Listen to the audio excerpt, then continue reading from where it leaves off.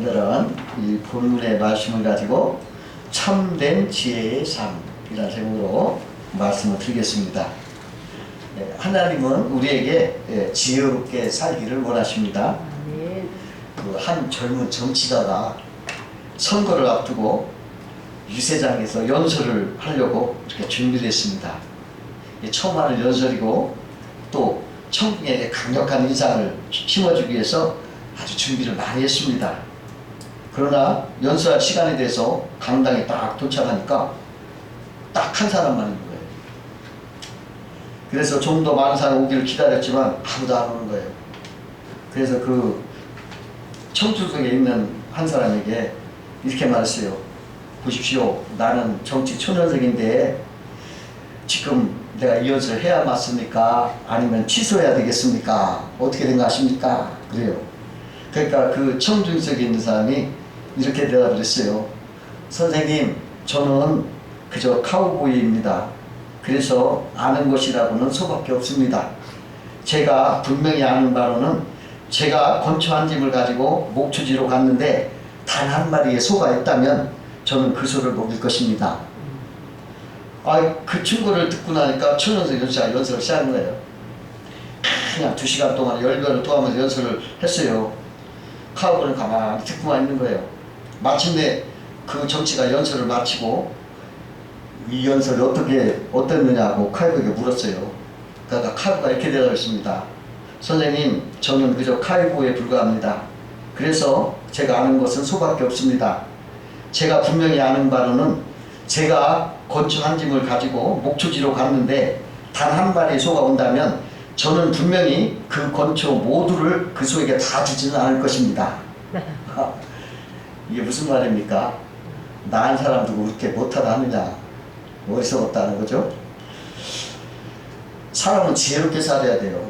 지혜가 없으면 이렇게 어렵습니다. 잠언서 4장 7절에 보니까 지혜가 제일이니 지혜를 얻으라, 이렇게 하나님 말씀하셨습니다.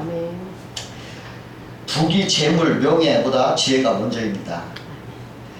오늘 본문에 보니까 지혜는 하늘로부터, 위로부터 오는 참된 지혜가 있고, 또 하나는 땅에서, 마귀에서 오는 땅의 지혜가 있다, 이렇게 말하고 있습니다. 그러니까 지혜라는 것은 출처가 있는데 하늘에서 오는 것이 있고 그 출처가 마귀에서 오는 것도 있다는 것입니다. 그 최승호 시인이 쓴 그 황금털 사자라는 책에 이런 이야기가 있습니다. 평생토록 오직 자기 자신만 위해서 살아온 사람이 있었습니다. 그 사람은 지혜롭게 사람과 상대할 때는 언제나 이득 보는 것만 택하고 손해보는 것 피했습니다. 그리고 뭐든지 자기 것만 위하고 그랬어요.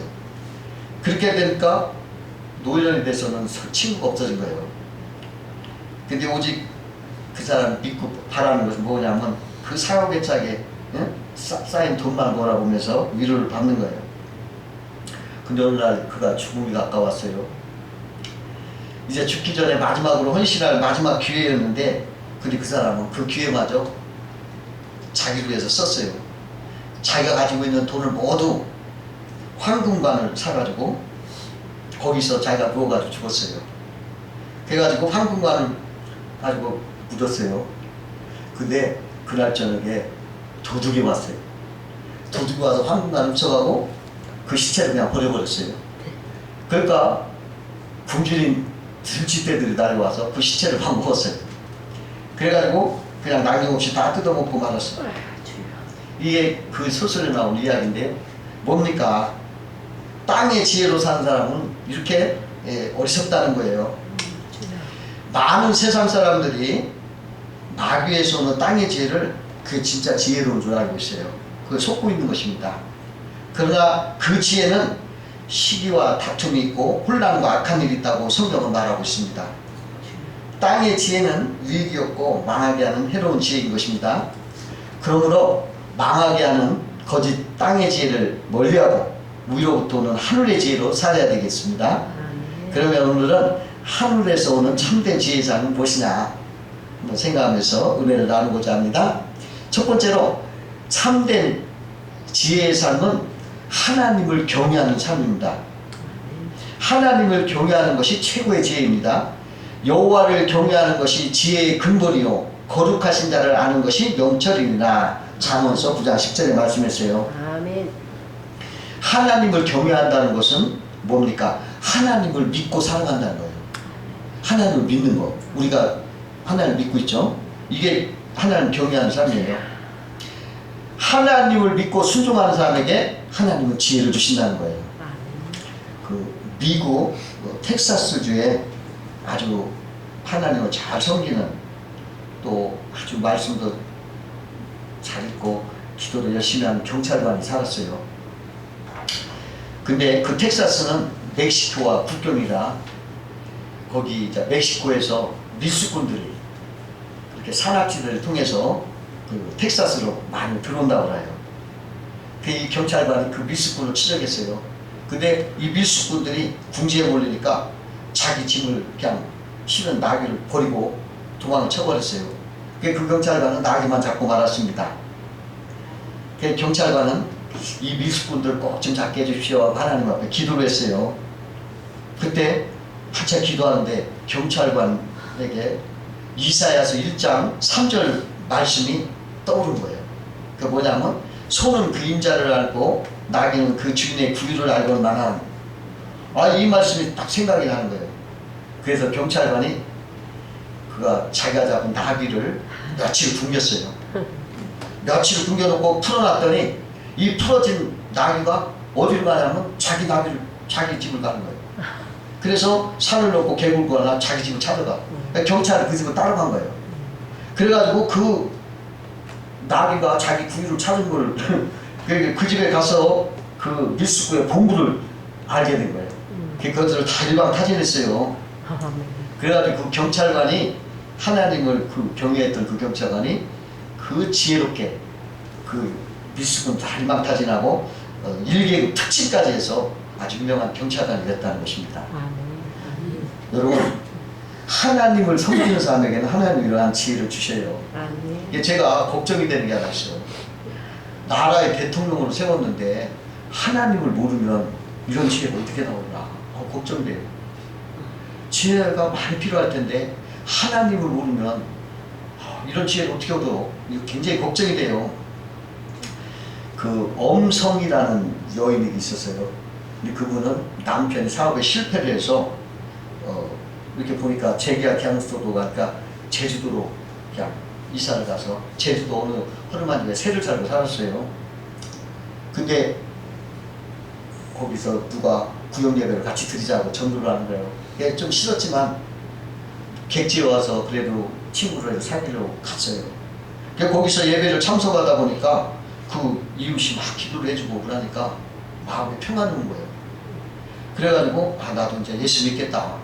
그래가지고 그분이 이제 새벽마다 이제 새벽 기도를 얼마나 열심히 했는지 그냥 목욕을 하고 새벽마다 목욕을 하고 교회 가서 기도하고 막 성경을 읽었어요. 근데 어느 날 성경을 이렇게 펴고 읽는데 창세기 1장 29절 말씀이 보이는 거예요.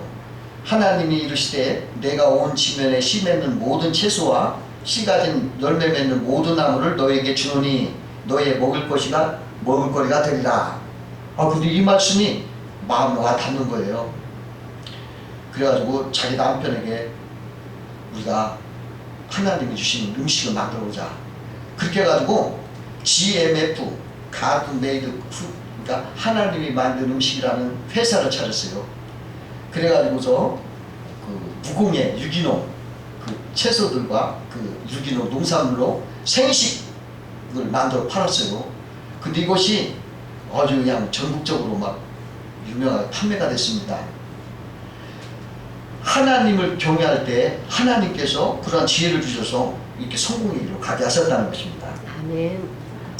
그 초대 그리스도인들이 많이 늘어나니까 그 로마에서 그 그리스도를 막 박해하기 시작했어요. 그래가지고 예배당 가는 걸 막 금했고 또 성찬식에 참여하는 거는 가장 무서운 범죄로 치부를 했어요. 근데 어느 날 어떤 한 소녀가 성찬식에 참여하라고 길을 가는데 보초를 서 있는 군인에게 붙잡혔어요. 군인이 소녀에게 너 어디 가냐 다그치니까 이때 소녀가 거짓말을 하기 싫어서 하나님 앞에 기도했습니다. 하나님 어떻게 대답을 할까요? 그러니까 하나님이 지혜를 주시는 거예요. 소녀가 이렇게 받았어요. 얼마 전에 저희 큰오빠가 돌아가셨어요. 그래서 오늘 저녁에 가족들이 다 모여서 큰오빠 유언장을 읽기로 했습니다. 오늘은 큰오빠를 기념하기로 작정한 날입니다. 이렇게 얘기하니까 군인이 그럼 가라. 그래서 보내준 거예요. 근데 이 소녀가 거짓말한 게 아니에요. 왜냐면 우리가 하나님은 아버지잖아.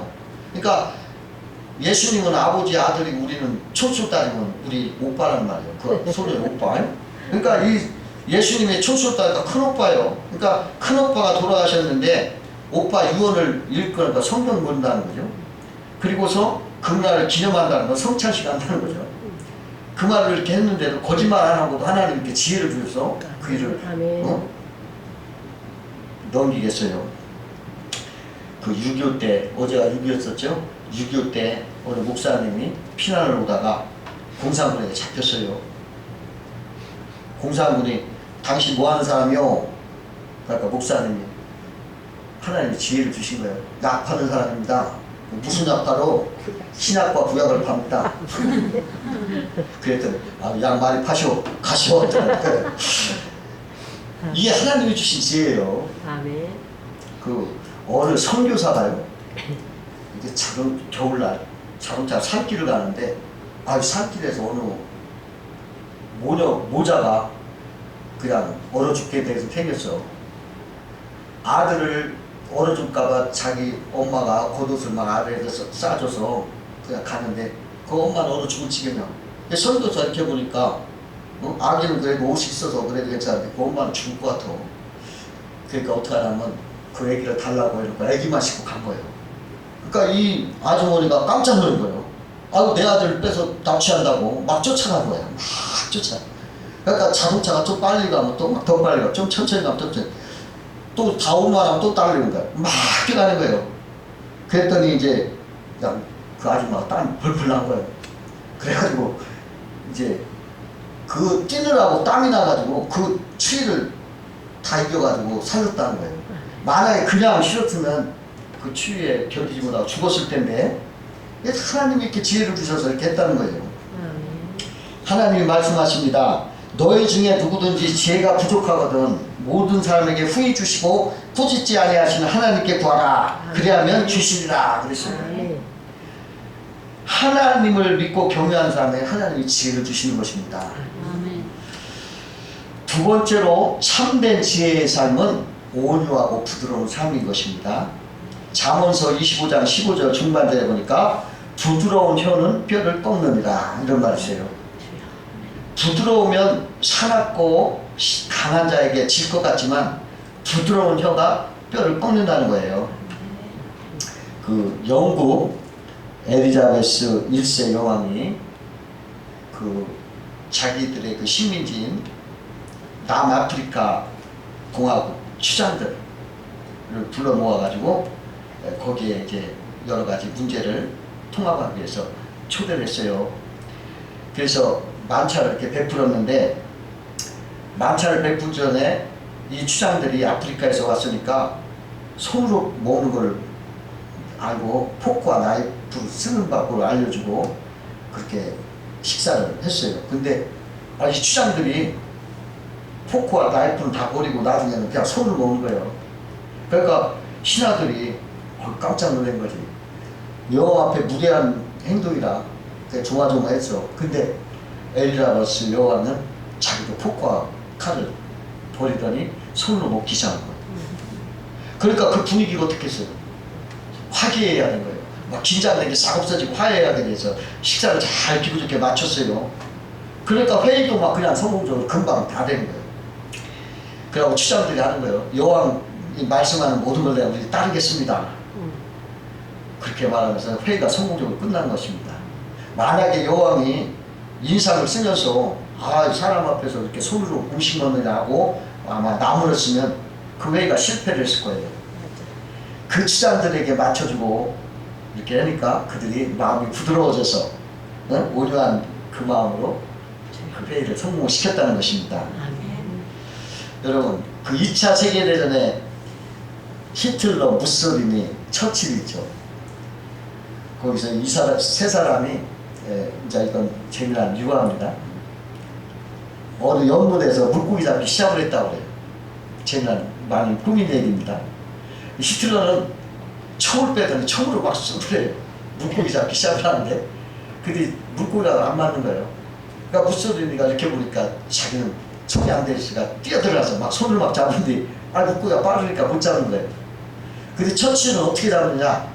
처칠은 연못에 물을 빼더라는 거예요. 그러니까 결국은 제일 온건한 처치한테 다 잡히더라는 거죠. 그 2차 세계대전 끝나고도 다른 히틀러나 무솔리니는 그냥 벌을 받고 또 사후에까지도 막 그 심판을 받았어요.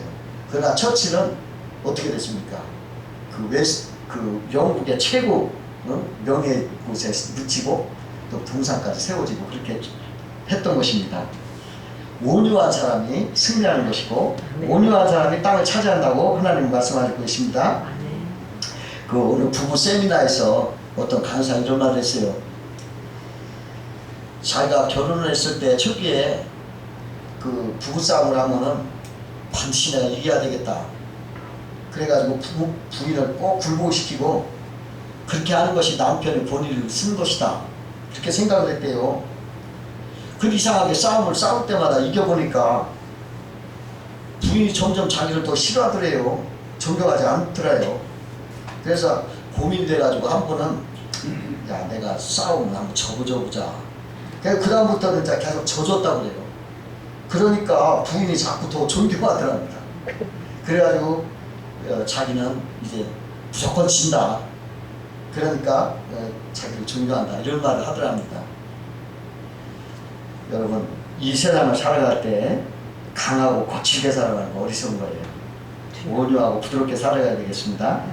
그 교육학에서 하이로우라는 실험이 있어요. 이 실험이라는 이유는 있는데요. 그 심리학자 하이로우 교수가 이 실험을 한 거예요. 그 젖을 먹는 아기 원숭이를 이제 놓고서 엄마 원숭이를 철사를 이렇게 만들어가지고 엄마 원숭이처럼 만들어가지고 걷다 가슴에다가 이렇게 젖을 놨어요. 또한 또 하나는 부드러운 철으로 이렇게 어미 원숭이를 만들고 가슴에다가 젖을 놨어요. 이게 첫날에 이렇게 원숭이 새끼들이 어떻게 하나 보니까 그냥 둘 다 어머니 품에 거기 만든 가서 젖을 먹더래요. 그 둘째 날 어떻게 하나 봤더니 둘째 날은 원숭이들이 다 천으로 만든 그 어머니 원숭이에 와서 먹더랍니다. 그래서 어떤 걸 알게 되냐면 동물들도 이렇게 부드럽고 이렇게 온유한 것을 좋아한다. 이것을 알아뒀다고 해요. 그 자연계에서도요 무서운 맹수나 그 호랑이, 사자 이게 싸납고 거치고 힘이 세니까 그들이 번성할 것 같지만 그렇지 않다고 해요. 그들은 자꾸 멸종이 되지만 힘이 없고 약한 뭐 산토끼나 또는 뭐 참새 이러한 것들은 힘이 약하지만 오히려 온유해서 더 많이 번성을 한다고 해요. 그래서 우리가 지혜로운 삶은 이 땅을 살아갈 때 부드럽고 온유한 삶을 살아가는 것이 이기는 것인 줄 알아야 되겠습니다. 아멘. 세 번째로 참 지혜의 삶은 시기와 욕심을 버려야 됩니다. 그 시기와 욕심은 출처가 마귀에서 나오는 세상의 지혜입니다. 그 어떤 아버지가 가장의 아버지가 죽어서 지옥에 떨어졌어요. 근데 나중에 보니까 자기 아들도 죽어서 지옥에 떨어지는 거예요. 그러니까 한 가정의 부자가 함께 지옥에서 상봉을 했어요. 얼마나 기가 막혀. 아버지가 아들을 나무란 거예요. 이놈아, 나는 너의 행복을 위해서 온갖 못된 일로 서슴없이 자행하면서 살았는데 네가 어떻게 해서 지옥에 왔느냐? 그랬더니 아버지가 그렇게 말하니까 아들이 또 이렇게 말하는 거예요. 아유 아버지 왜 지옥에 왔냐고요? 아버지 때문에 왔어요. 아버지가 내게 왜 많은 재물을 물려줘서 내가 이렇게 허랑방탕하게 쓰면서 죄를 짓다가 이렇게 지옥에 오도록 했습니까? 그러면서 차라리 아버지가 그런 걸 물려주지 않았더라면 내가 열심히 일해서 정직하게 살아서 천당 갔을 줄 알겠습니까? 하더라는 거예요. 그러니까 아버지는 아들 때문에 지옥에 갔고 아들은 또 아버지 때문에 지옥에 갔다는 거예요. 이게 세상의 지혜니까 그렇다는 것입니다. 세상 욕심은 자기 자신을 파멸로 이끈다는 거예요. 그 어떤 운동선수가 챔피언이 됐어요. 그러니까 막 나라에서 야 우리나라를 빛냈다고 막 칭찬하면서 동상을 세워줬어요. 근데 그 경쟁 선수가 시기가 난 거예요. 그 동상만 보면 막 그냥 시기가 불타올라. 야 내가 저 동상 때려 부숴야겠다. 그러니까 밤마다 몰래 그 동상에 가서 밑을 파는 거예요. 밑에 세멘트를 막 파는 거예요. 그러니까 아침 동안 가서 파는데 이제 다 파내니까 이 동상이 넘어진 거예요. 결국은. 근데 그 넘어지면서 그 동상에 깔려서 이 사람이 죽은 거예요. 시기심 때문에 동상도 넘어지고 자기도 죽은 것입니다. 그 어느 한 농부가요, 나귀하고 염소를 길렀어요. 근데 그 주인은 무거운 짐을 열심히 나르는 나귀를 굉장히 사랑했어요. 일 잘한다고. 그러니까 염소가 시기가 났어. 아 왜 나는 관심도 없고 나귀만 저렇게 살아나나. 그 시기가 나가지고 이 주인과 나귀를 이제 이간질 시킨 거예요. 나귀를 불러가지고 야 나귀야 너처럼 불쌍한 동물도 없어. 주인은 내게 힘든 일만 시키니 이런 억울한 일이 어디 있겠니. 내가 한 가지 꾀를 가르쳐 줄게. 여기 나귀 귀에다 뭐라고 하냐면 네가 짐을 싣고 개울을 건널 때 자꾸 넘어져 봐. 그러면 주인은 내 몸이 쇠약한 줄 알고 다시는 힘든 짐을 싣지 않을 거야. 그러니까 나귀는 개울을 건널 때 이렇게 일부러 넘어졌어요. 그러니까 주인이 깜짝 놀랐지. 아, 평소에 건강하던 나귀가 넘어진 걸 보고 의사를 데려온 거예요. 그러니까 의사가 이렇게 진찰하더니 아, 이 나귀가 기력이 약해졌습니다. 염소에 가는 먹이면 금방 낫습니다. 그러니까 그 염소 자기 그 염소를 잡아다가 간을 먹였어요. 여러분 이게 시기와 질투는 부메랑이 되는 겁니다. 그 어떤 그 우리나라 그 유명한 사람이 그냥 10만 번이나 그냥 막 그냥 독서를 베풀었잖아. 근데 그게 다 자기한테 왔잖아. 어? 그래서 우리나라 신조어가 조적조라. 적은 조다. 10만 번을 남을 비판했더니 그게 지금 자기한테 다 와서 그 사람 없어지잖아요. 시기와 이러한 것은 다 부메랑이 되는 거예요. 그 한 마을에 존 부스라는 청년이 있었어요. 근데 그 사람은 형이랑 더 비교를 하는 거예요. 형은 똑똑하고 부지런하고 아주 잘났어.